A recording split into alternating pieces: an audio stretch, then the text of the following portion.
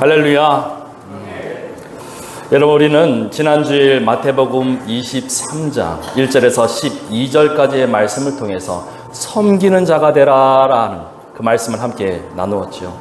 그래서 그 회당에 모세의 자리에 앉아있던 그 바리새인들, 누가 더 크냐고 다투던 그 제자들의 어리석은 모습을 보면서 우리 동북교회가 앞으로 나아가야 할 그 낮아짐, 섬김의 그 길을 다시 한번 확인하고 묵상했습니다. 여러분, 성경에서는요, 말씀의 순서가 중요해요. 예수님은 모든 것을 완성하시는 22장에서 사랑을 말씀하셨고요, 23장 전반부에서는 그 사랑의 실천인 섬김에 대해서 이야기하셨어요. 그리고 또 이어지는 오늘 본문에서 화 있을진저라고 하는 정말로 무서운 심판의 말씀이 이어진다는 그 사실에 우리가 주목을 해야 됩니다. 그럼 여러분, 예수님께서는 왜 이러한 순서로 말씀을 주셨을까요? 그 따뜻한 사랑의 가르침 뒤에 이토록 차갑고 무서운 저주의 말씀, 화 있을진저, 화 있을진저, 이렇게 말씀하셨을까요? 그것은 바로 그들의 신앙에 사랑과 섬김이라는 그 알맹이가 빠져 있었기 때문이죠. 그래서 그들은 사랑과 섬김이라는 그 본질은 잃어버린 채 종교적인 겉모습, 명예라는 그 빈 껍데기만 필사적으로 붙잡고 있었기 때문입니다.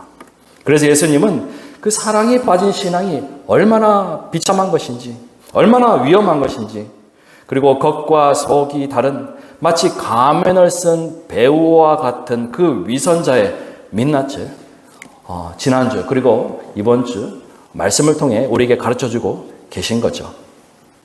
특별히 여러분, 우리가 다음 주에 추수감사주일을 앞두고 오늘 우리가 기쁨과 감사가 아니라 이 무거운 말씀을 먼저 마주해야 하는 이유가 바로 여기에 있습니다. 여러분, 감사는요, 겉으로 드리는 것이 아니라 내 안에서부터 그렇게 나와야 되기 때문이죠. 만약에 우리의 속이 썩어 있고 위선으로 가득 차 있다면 우리가 다음 주일에 드리는 그 감사의 예배는요, 그야말로 하나님 앞에서 가면을 쓴 연극이 될 수밖에 없다는 겁니다. 그래서 오늘 우리에게 주신 이 본문의 말씀은요, 우리가 진정한 감사의 축제로 나아가기 위해서 반드시 먼저 받아야 할 영적인 수술과도 같은 그러한 말씀이라고 볼 수 있어요. 그래서 여러분, 우리 안에 아직도 남아있는 그 고통과 아픔을 주는 그 해결하지 못한 그 더러운 죄를 도려내는 그 날카로운 칼을 여러분 피하지 마시고 우리 안에 겉과 속이 건강하게 온전하게 변화되는 은혜가 있기를 간절히 소망합니다. 아멘. 오늘 말씀이 속해 있는 이 23장 후반부를 가리켜 일명 예수님의 7가지 화 이렇게 선포하고 표현하는데요. 그 중에서 우리의 전곡을 찌르는 말씀이 바로 23, 24절 말씀입니다. 여러분 보시면은 화 있을진저 외식하는 서기관 바리새인들이 너희가 박하와 회향과 근처의 11조는 들이되 율법에 더 중한 바 정의와 국률과 믿음은 버렸도다 이렇게 말씀하고 있어요. 그러면서 맹인된 인도자여 하루살이는 걸러내고 낙타는 삼키는도다 이렇게 말씀하고 계세요. 여러분, 이 말씀 가운데 11조가 언급되고 있죠. 그래서 예수님이 지금 11조를 드리지 말라 이렇게 말씀하시는 건 아니에요. 오히려 그들이 11조 드리는 그 열심은 상상을 초월했습니다. 이어지는 말씀에서 박하가 언급되는데요. 여러분, 박하가 뭔지 아십니까? 박하향 사탕은 드셔보셨죠? 그렇죠. 그래서 이 박하는요, 유대인들이 그 앞마당에서 키우는 작은 민트 잎사귀입니다. 민트예요, 민트. 또 회향과 근체는 뭐예요? 음식에 넣는 향신료 가루이죠. 그래서 여러분 한번 상상해 보시면요, 1세기 당시의 유대인들의 그 가정, 그 부엌이라고 여러분 생각해 보시면 경건한 바리새인들이요, 자신의 그 작은 텃밭에서 키운 갓 뜯어낸 그 박하 민트 잎사귀를 가져옵니다. 가져와서 주방에서 도마 위에 올려놓고 돋보기로 그 잎을 자세히 세기 시작합니다. 하나, 둘, 셋, 8, 9개는 내 거, 1개는 하나님 거. 여러분, 어찌 보면 좀 우스꽝스러워 보이기도 하고 그렇게까지 해야 되느냐 우리는 그렇게 생각할 수 있지만 유대인들은요, 이 율법을 지키기 위해서 밭의 소산물뿐만 아니라 그 작은 것, 그 잎사귀 하나까지, 가루 하나까지 정확하게 세어서 11조를 드렸던 정말로 무서운 사람들이었어요. 굉장히 열심히 했죠. 그러니까요, 그들의 겉은 완벽해 보였던 거죠. 24절 말씀처럼 포도주를 마실 때 혹시라도 그 안에 빠진 작은 하루살이 레위기 율법에서 금한 그 곤충을 삼키게 될까봐, 실수로 삼키게 될까봐 고운 천으로 덮어서요, 그 포도주를 걸러 마셨어요. 그야말로 율법에 목숨을 건 그런 사람들이었던 거죠. 그런데 그들을 향해서 예수님이 뭐라고 하셨어요?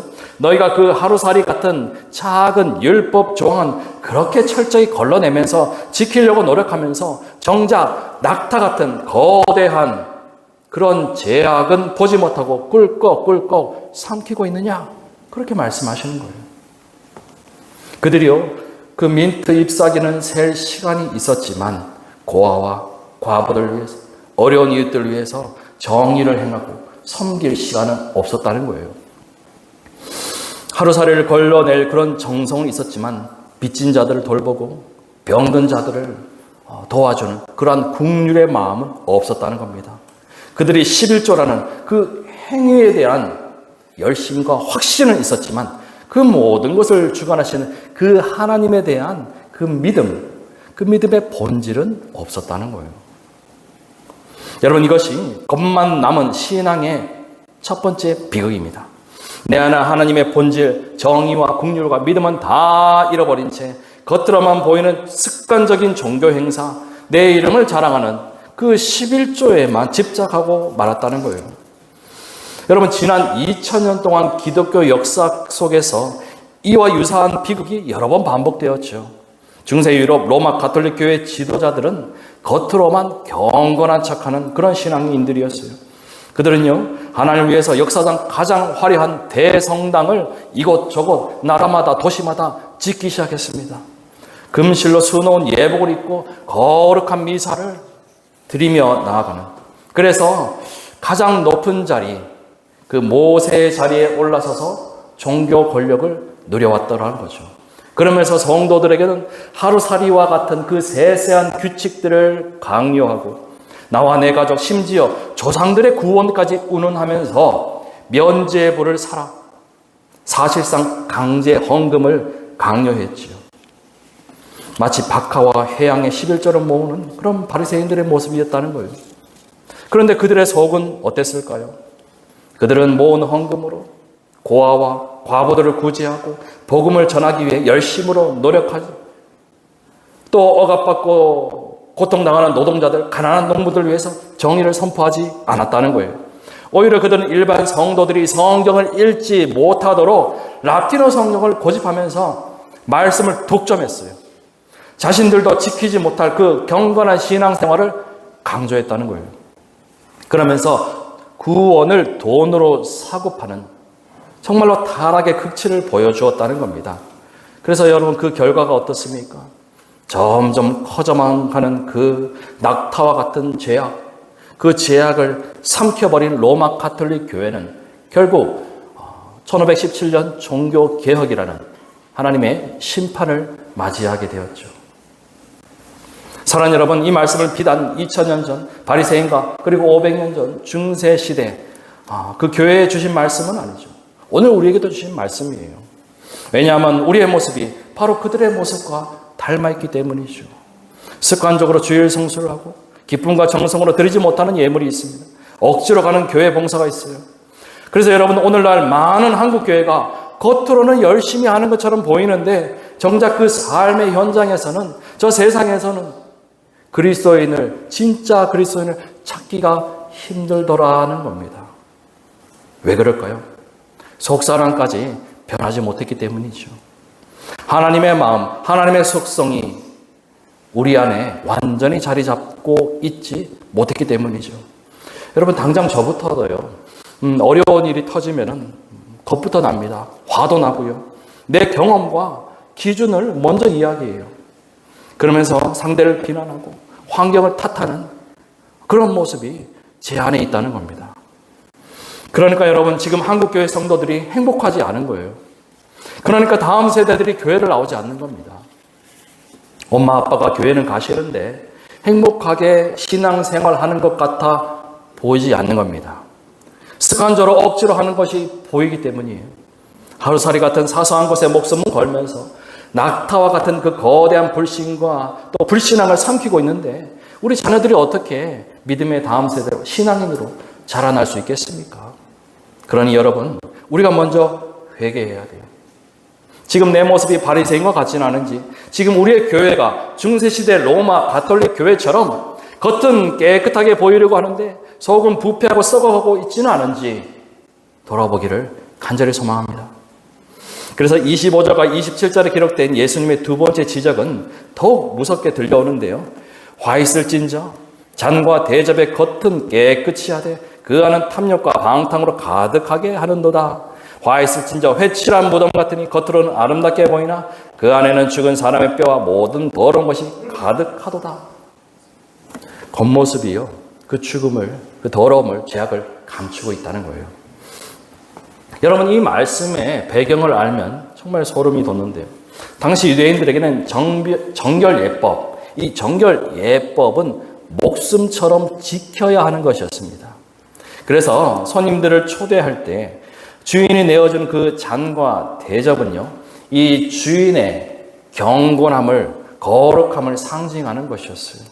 그래서 손님들이 오면요, 내가 갖고 있는 잔 중에서 가장 깨끗하고 반짝반짝 빛나는 가장 비싼 그런 잔과 그런 대접을 내어 보이면서 보십시오. 내 신앙이 이 정도입니다. 내 경건함이 이 정도입니다. 그렇게 자랑하는 거예요. 나는 율법을 잘 지키고 있습니다. 그렇게 자랑하는 거예요. 그런데 예수님 그 속을 다 꿰뚫어 보시는 거죠.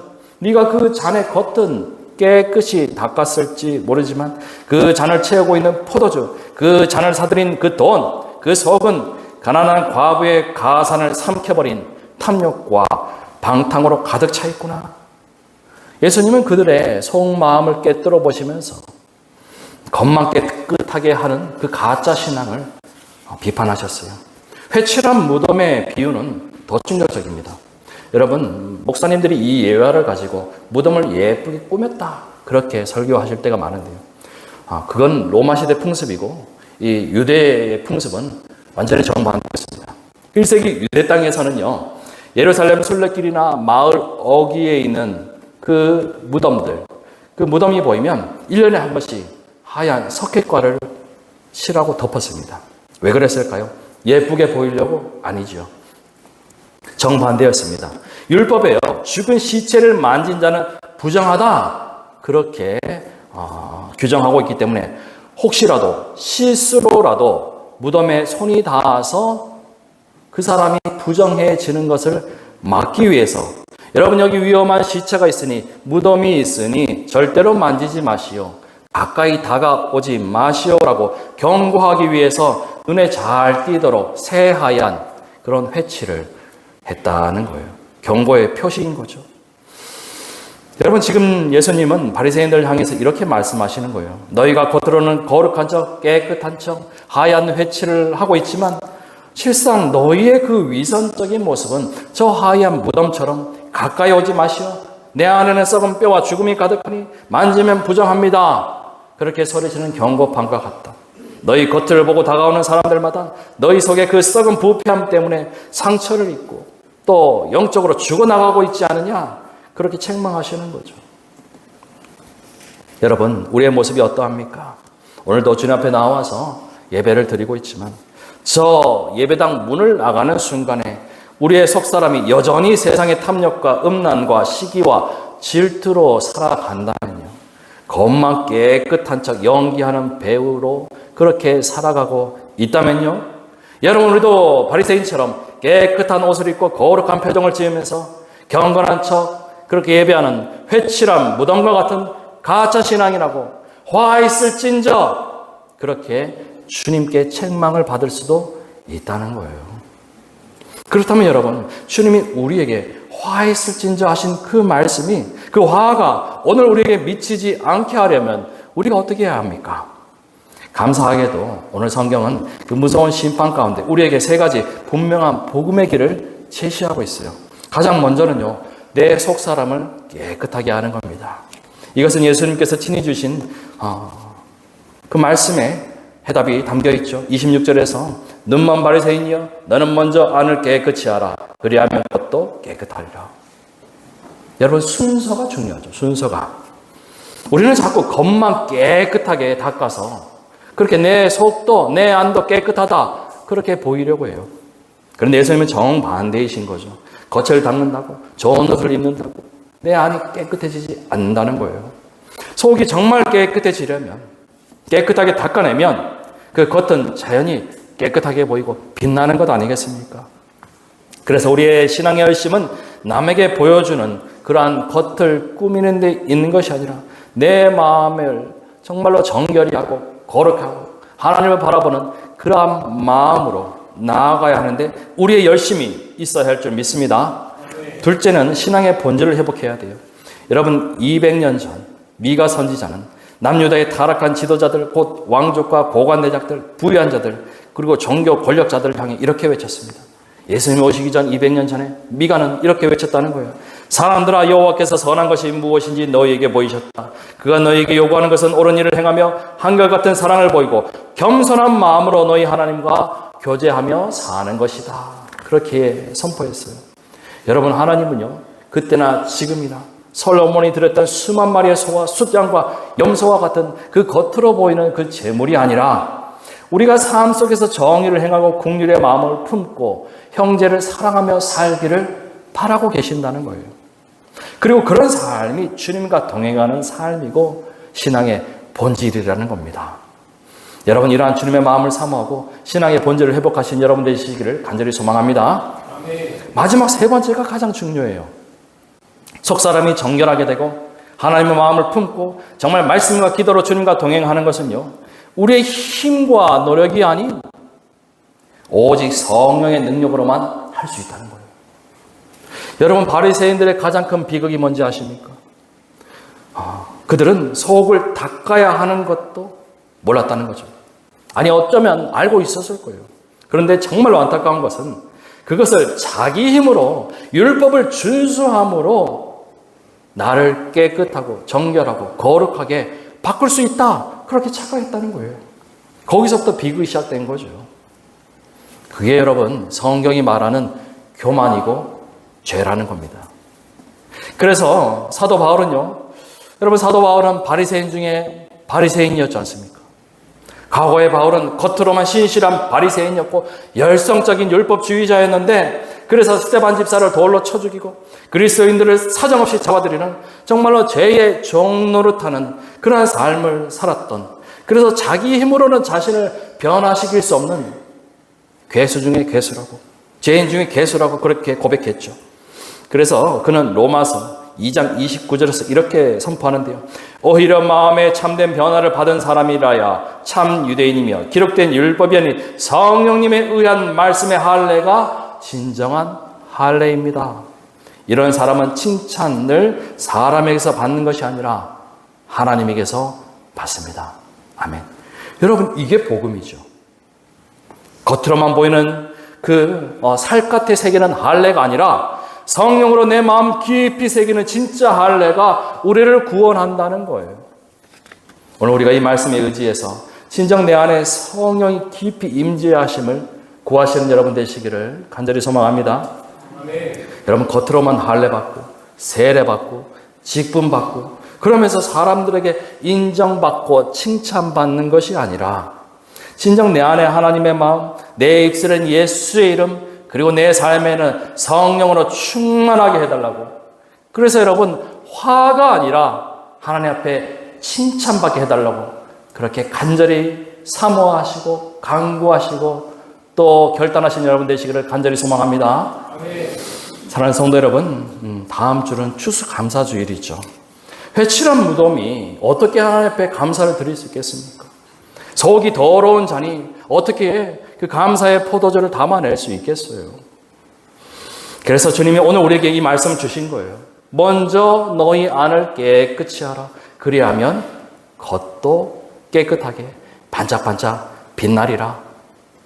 여러분, 이번 한 주 다른 무엇보다 우리 속 사람을 깨끗하게 하는 그 일에 집중하시길 바라요. 내 안에 교만과 위선, 탐욕과 방탕이 있다면 여러분 회개합시다. 정말로 예수 그리스도의 십자가 앞에 다 내어놓고 회개함으로 다시금 정결하게 거룩하게 흰 눈처럼 깨끗하게 변화되어 화했을 진저가 아닌 칭찬받을 만한 여러분 다 되시기를 간절히 소망합니다. 특별히 여러분 다음 주일에는요, 우리가 그동안 기도했었죠. 우리가 전도 대상자의 이름을 쓰고 기도를 했었죠. 여러분 다시 한번 성경책에 꽂아놓은 이 종이를 한번 펴보시기 바라요. 내가 그동안 이 사람을 위해서 얼마나 기도했는가? 내가 정말로 이 사람을 위해서 눈물로 기도했는가? 내 이 사람을 위해서 목숨 걸고 그렇게 하나님 앞에 간구했나?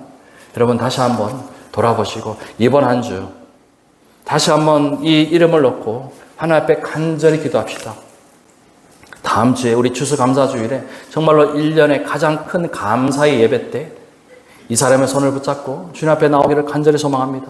비록 그리할지 못할지라도 하나님, 그가 결국에는 하나님 만날 수 있게 해달라고 여러분 우리가 이번 한 주 이 사람을 위해서, 그 태신자 전도 대상자를 위해서 함께 기도하기를 간절히 소망합니다. 여러분, 내가 변하면요 내 가족이 변하게 되는 거죠. 내가 손 내밀면요 그 이웃이 내 손을 잡게 될 것입니다. 그래서 다음 주일 정말로 하나님 기뻐 받으시는 진정한 감사 예배를 드리시는 우리 동북교회 성도님들 다 되시기를 주님의 이름으로 간절히 축원합니다. 여러분 시간 우리 말씀을 기억하며 찬양하고 기도하겠습니다. 십자가 그 사랑.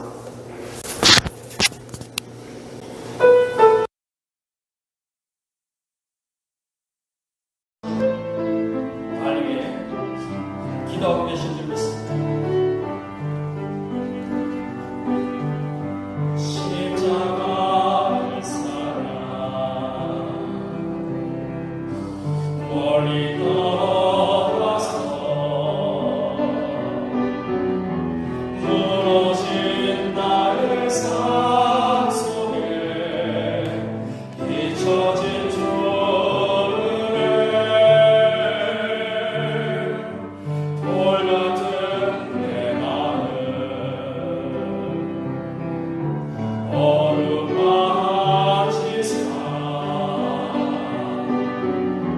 다시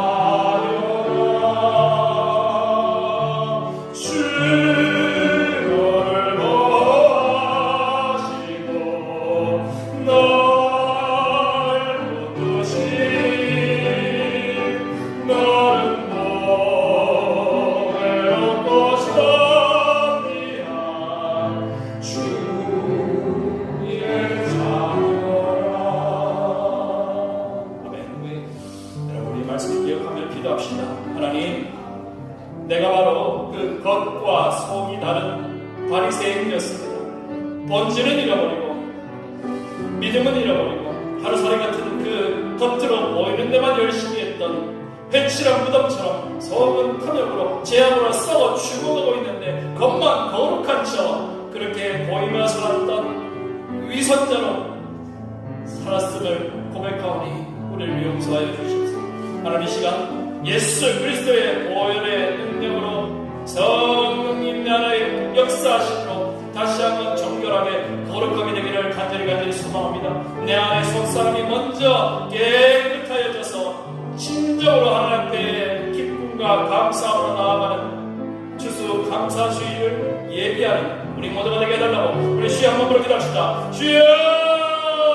아버지 하나님 감사합니다. 오늘 말씀을 통해 우리를 깨닫게 하시니 감사합니다. 하나님, 내가 겉으로만 믿는다고, 내가 겉으로만 말씀을 행한다고 그렇게 고백하면서 내 안에 속사람은 그렇게 살지 못했습니다. 그런 우리를 보시고 화 있을진저, 진정으로 화 있을진저 눈물로 우리를 바라보시며 결국에는 십자가에 올라가셨던 그 죽음을 우리가 바라봅니다. 나 때문에, 우리의 죄악 때문에 그 화를 대신 받으시고 십자가에 올라가신 그 죽음을 우리가 다시 한번 바라보니 주여 우리의 죄를 용서하여 주시옵소서.